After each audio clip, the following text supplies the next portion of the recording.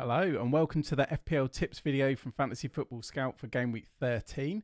So just for full disclosure, I'm recording this before Game Week 12 has even begun. So we've got the Brighton game later, but I don't know the results of any of that. In a way, it's kind of a nice thing. So we can actually look forward to Game Week 13 where there's no blanks at all. You know, we've got Game Week 13 right through to Game Week 16. And then we got the World Cup where we're going to have unlimited transfers. So I think it's going to be very, very exciting. I enjoyed doing the video last week. I know we discussed quite a few different things. We discussed the Kane against Haaland debate for the captaincy, which Kane won. We discussed those Liverpool assets. And since then, you know, so we've had a Salah scoring a hat-trick against Rangers in the Champions League. We've had him returning against Man City as well. And a lot of people have brought Salah in for Game Week 12. Although we don't know how Game Week 12's gone yet. And we also had the suspension tightrope, didn't we? And Maddison got booked, so he's missed Game Week 12, but he'll be back from Game Week 13 onwards. So this week, we're going to go through the teams to target, like I mentioned. So Game Week 13 to 16, you know, we've got all the teams available for those game weeks, including Man City and Arsenal, of course. And, we'll be able to attack those fixtures, hopefully, ahead of the World Cup. So we'll look at 13 onwards, mainly with the attacking fixtures. Then we're going to discuss two players from Man City and Arsenal, two players who are similarly priced, that's Saka and Foden. We're going to discuss Kane. He's only blanked once in the entire season. So he blanked, obviously, in that 4-1 win against Southampton in Game Week 1. And there's been a lot of debate about him because people have been selling Kane to get Salah. People with Kane are obviously happy, but there might be players they can't get. So we're going to discuss whether Kane's actually worth that price. And of course, we're going to be discussing the Game Week 13 captaincy. Now, Haaland's back, but there's quite a few different options. So we're going to try and keep it concise. We're going to try and look through, stats in the members area and get answers to those questions as close as we can. Don't forget as well to like the video, subscribe to the channel, and we'll be doing this every week. So let's get straight into it. So first of all, we've got teams to target from Game Week 13 onwards. Now, I will talk through this because I know some people are listening on the podcast version. But for people watching on the video, we've got a table here. It's the Fantasy Football Scout fixture ticker. We've sorted it by attacking, but it's relative attacking difficulty. So, for example, Man City are the best team in the league, debatedly. But stats show that Man City are the best team in the league. So their fixture, if they're playing Brighton, it's very different to, if we got Nottingham Forest against Brighton. So looking at this, like I said, there's only 4 fixtures until the World Cup. So we've got Game Week 13, 14, 15 and 16. So on relative difficulty, the top 3, it's unsurprising really, it's Man City, Liverpool and Arsenal. In 4th place, we got Chelsea. Then we have Palace, West Ham, Spurs are there, Tottenham, Everton, Wolves, Newcastle and Brentford. Now, I think looking at this, and obviously we can't take into account Game Week 12, but like I mentioned, that might be quite nice because we won't have that cloud in our judgment. So it looks very, very important now that the blank's gone. We've got City in 1st, we've got Arsenal in 3rd. A lot of people have been selling their assets. Some people have held their assets. Personally, I ended up selling a lot, and now I'm desperately trying to get them back, and I want to get the right ones because we've only got 4 game weeks to do so. So Manchester City, they've got 3 home games, in fact, and they've been incredible at home. I mean, they're good away, but at home, that's where they've been absolutely destroying teams. They've got Brighton at home, Leicester away, which is still a great fixture. Then they've got Fulham and Brentford at home. So Man City really do look like a team to target.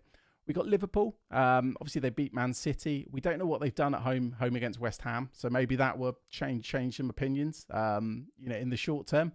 But over the long term, they still have decent stats. They've got some great fixtures. So they're away to Forest, home to Leeds, away at Spurs, then home to Southampton, then leading us into that World Cup. And Arsenal themselves, they've got 3 away games, but they're still pretty good, especially the next 2. I think that's going to be key. So Arsenal got Southampton away, and then they've got Nottingham Forest at home, which, that looks like a banker. Then they've got a couple of trickier fixtures. They've got Chelsea away and Wolves away. So I think with this, we want to pile into Man City, but Liverpool, because Liverpool have the first 2, Nottingham Forest away and then Leeds at home. But Arsenal, I think we need to move on to them quicker. And I think the reason for that is because they've got that Southampton and Forest fixture. Then it gets a little bit more tricky in 15 and 16. And I mean, we will discuss this more in our next in our next tip, but that's basically going to be Saka versus Foden. So we'll leave that for then. But really, I see it very difficult. With that such a few amount of transfers, I feel like they're the three teams we have to be going for.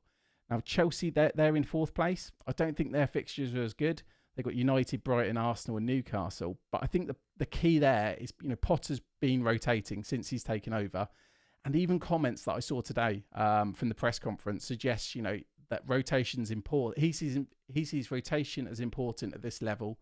He doesn't see people playing a back four or a back five, for example, as a unit. It's much more of a team game. So I feel for those reasons, we're going to have precious transfers. So I'll just want to prioritise getting City, Liverpool and Arsenal. And Arsenal in particular, they're a lot easier to get to. So to sum this up, I think City and Arsenal, they're going to be the teams that we're going to be piling into. And that segues beautifully into our next tip. So that's going to be Foden against Saka. Now, they're both mid-priced assets. Foden, at the time of recording, is 8.3 and Saka's only 7.9. So what I've got on the screen here, and for those on the podcast, I'll explain. So what I've done is I've sorted midfielders. I've set it so in Fantasy Football Scout members area, you can set some filters. So a filter I've set here is that they've had 5 starts minimum, and they're midfielders, but any price. And then I've sorted it by minutes per XGI non-penalty. Now, we've got De Bruyne at the top with 118 minutes. So the lower, the better. So every 118 minutes, you'd expect, on average, for De Bruyne to get either a goal or assist, so an attack in return. Just behind him is Salah at 125. And then in third place is Phil Foden, 146.9, he's had 10 starts. So an issue with Foden in the past is he's probably been one of the more nailed Man City assets, but he's not consistently played every single game. This season he is. This season he seems absolutely nailed, and I mean he's a little distance behind Salah, but for 8.3 million, that's incredible value. And a lot of people have had him at a low ownership as well because we knew this blank was coming. We've not been able to pile into players like Foden and Saka. We've had to show patience to get through the blank in Gameweek 12, which is, thankfully, it's now gone. I'm sure Foden owners wouldn't agree. I'm sure they liked having him as a differential. But yeah, Foden looks incredible. The fixtures, I put the fixtures here for Foden and Saka. So as mentioned in the last tip, they've got Brighton, Leicester, Fulham, Brentford. So unlike Arsenal, I'd say they're better fixtures. I mean, Brighton at home, it might be okay. Under De Zerbi, Brighton have been a little bit more open. But I wouldn't say it's the standout fixture because Arsenal have got, Southampton away, then Forest at home. But Foden's right up there. Then the next one surprised me. It was Odegaard. Odegaard's in fourth, 172. So there's quite a gap between Foden and the rest. So Foden was 146, Odegaard's 172.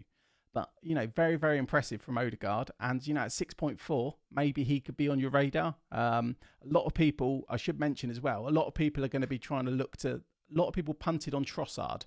So Maddison was obviously suspended. A lot of people went in on Trossard, whose fixtures, obviously, then he's got Man City away. And while he did well at Anfield, with so many good midfielders at the moment, I think people are going to be looking for Trossard replacements ahead of Gameweek 13.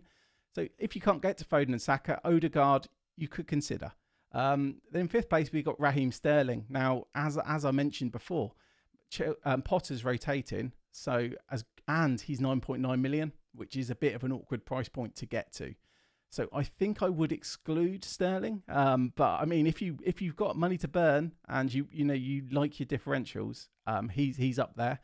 And then in sixth place, we get to Saka, 174. So there's not much separating Odegaard, Sterling and Saka. And Martinelli is right behind him. So I guess something I should say as well is I've kind of assumed Martinelli's very highly owned. So I'm assuming most people have Martinelli. If you don't, Martinelli's incredible value still at 6.7. Now, the key thing when we look at all of these is, like I said, Saka has Southampton, then Forest. So their best two fixtures are front loaded.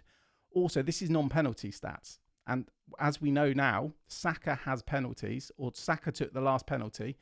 And Foden doesn't have penalties because obviously Haaland's on penalties. So I think with Saka versus Foden, I'd want both. I think they're going to be high, it's nothing that original. I think people are going to be piling into Foden and Saka because, the number of points they put up. But also they play for the best two teams in the league at the moment. And yeah, I want both. But if I had to prioritise one, say I had to go for one first and then one after, I'd actually go for Saka. Because while he's slightly behind Foden, he's got those penalties. And like I say, his fixtures are front loaded. So I'd want to get on Saka first and then move to Foden. Because that's something else. You could go for both, but obviously budget may not allow that. So you could even go for Saka for the next two, Southampton and Forest, then switch to Foden for those two home games against Fulham and Brentford. So in conclusion, I'd go Saka over Foden, but I'd like both. I really would like both. They are absolute gifts, and we can finally buy them in for those last four games before the World Cup. So the next question is basically, is Kane worth the money? So he's obviously a stat that a lot of people know now is he's not blanked since game week 1 when they went 1-4-1 against Southampton. I put together a table. Basically, it's all the strikers, and it's similar to before. So it's minutes per non-penalty XG, but it's just for strikers. Now I probably should have filtered this one as well, but I thought I'd put them all. Let it be slightly different to the midfielder table. So, and don't forget, a lot of these players may have played less minutes, so that can always skew things as well. Now, we got Nunes, who we talked about last week. He's right at the top. So he's getting a non-penalty XG every 82.5 minutes. Haaland's just behind him at 86.3. That's no real surprise. And then it's Wilson at 117. Now, you have to go all the way down to position 11 until you get to Kane at 149.2. Now, he's had a few penalties this season. I think it's 3. He's missed 1. So for 11.5 million, this is where I'm torn. Now, I think Kane's a great asset. And one of the reasons I actually owned him was because there was a couple of game weeks when I was going to captain him. I absolutely bottled it. And he outscored Haaland in those game weeks. So I feel like when he was, potentially a captain option, you could justify that value. Where I'm now struggling with Kane, it's basically the players we've just discussed, Saka and Foden. If I stick to Kane, because I feel like Salah is a better asset than Kane. So I'd want to have Salah and Haaland. I feel like if you have Kane as well, you have to forego other players. And it's not just the midfielders. Like I said, you can't have Saka. Or you could, but you'd have to go very, very light at the back. So it's hard to have Saka and Foden if you've got Kane, you've got Mo, and you've got Haaland. Also, we haven't discussed defenders in this video. Trent, his injury ended up being very, very, very short. He'd be very hard to get in if you went for a threemium, as people like to call it. Also, Cancelo. Cancelo was a sacrifice that I had to make to have those 3 premium assets. He's 77% effective ownership. We've seen that City have got 3 home games. They're absolutely rock solid at the back. And while Cancelo's numbers have been down, it's quite scary not owning Cancelo. So for that reason, I actually don't. This might be controversial, but my opinion on this is I don't think Kane is worth the money. If you've got him, maybe you've not got Mo. You could continue. It's probably not hampering your team too much. But having 3 premiums is very, very difficult, and it's going to have some detriment. So basically, it depends if you want to make sacrifices elsewhere.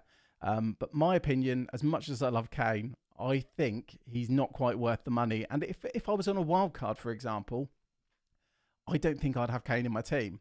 Obviously, we've only got 4 game weeks left, so maybe it's too tricky to sell Kane and then effectively redistribute the money because we just might not have enough transfers unless we're willing to do a big hit. So yeah, I don't think he's worth the money, but I also don't think he's a problem. Now, the final tip we want to go through is Gameweek13 Captaincy. Now, it's actually a little bit refreshing. I know a lot of people want to just captain Haaland every week, and that's fair enough. And it's a bit like I said last week. We had Haaland and Kane. They were very, very close. And Kane only scored Haaland because, he scored a penalty. And they're both on penalties. And, I said at the time, it's neck and neck. But if you want to take a bit of a risk, that was the time to do it with Kane. So what I've got on screen, it's been formatted nicely, but basically it's the Rate My Team in the Fantasy Football Scout members area. Now, it's actually got Salah top. So he's got that fixture away to Nottingham Forest. And I guess what's key here is that's the lunchtime kickoff. So that means it's the first game of the game week, which means, if you're on Twitter or similar, Fantasy Football Scout forums, for example, we might get a Liverpool team leak that confirms that Salah's going to start. So you could go into the game week with Mo Salah away at Nottingham Forest, who, let's face it, I'm sorry, Mark, but they've been absolutely horrific so far. So Salah, I think he's top, and I can understand why. And I think it's going to be hard. A lot of it will probably depend on how Liverpool look midweek against West Ham. And like I said earlier, I don't know the result of that. But Salah's right up there. He's predicted to get 7.37 points. So that's the Fantasy Football Scout model. So that would be like the average. The average return he's expected to get is 7.37. Then we've got Haaland, who's 6.76 expected points. So about half a point less than Salah that he's expected to get. Now, obviously at home to Brighton, I think it would take a lot from Mo midweek against West Ham for the general consensus to shift. I think most people are still going to captain Haaland. And like I mentioned earlier, that home record that they've got is exceptional. They can put 4 or 5 goals past teams. Also, like we mentioned earlier, Brighton under De Zerbi have looked not quite like the Potter team. Brighton teams, well, definitely in the last few months, had been putting up incredible numbers. Then it's hard to score against Brighton, according to expected goals conceded. So Haaland, it's hard to look past him, but it's nice knowing that there's a little bit of choice. If you want to attack for any reason, maybe a mini league rival doesn't have Salah, he's projected to get more points. So it's definitely worth considering. But I do appreciate a lot of people are just happy captaining Haaland every week and aren't going to let a game, away at Liverpool, change their opinion on that. So that's fair enough. Then we got the Spurs guys, straight behind Haaland and Salah. So Kane's 5.8 and Son is 5.62. That's a home game against Newcastle. I think that would be a little bold for me. I wouldn't captain either of them. I don't really see a scenario where you would, because I don't think many people have got, just one, Spurs premium and then don't have Salah or Haaland. So I think the battle this week is Salah against Haaland.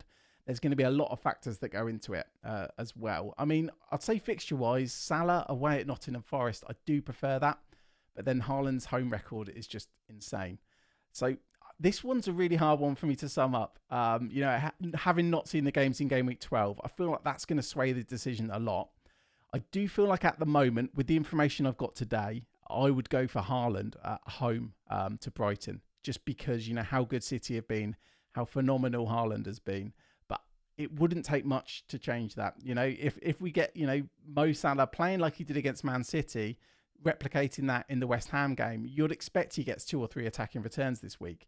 So yeah, I'm going to be on Haaland, but it will not take much for me to be sway to Mo Salah. So thanks again for joining me for this Game Week 13 tips video. I'm going to go and I'm going to watch Game Week 12. Try and enjoy the fixtures over the next 3 days. But don't forget to like the video. You can subscribe, put the notifications on, and as always, leave me a comment if you have any feedback at all. If you have any opinions on Saka against Foden, if you think Kane is worth the money. Because I guess one thing bearing in mind is these are all my opinions. Your opinion may be very, very different, but it's nice to have the debate, go through different stats and see how those things change over time.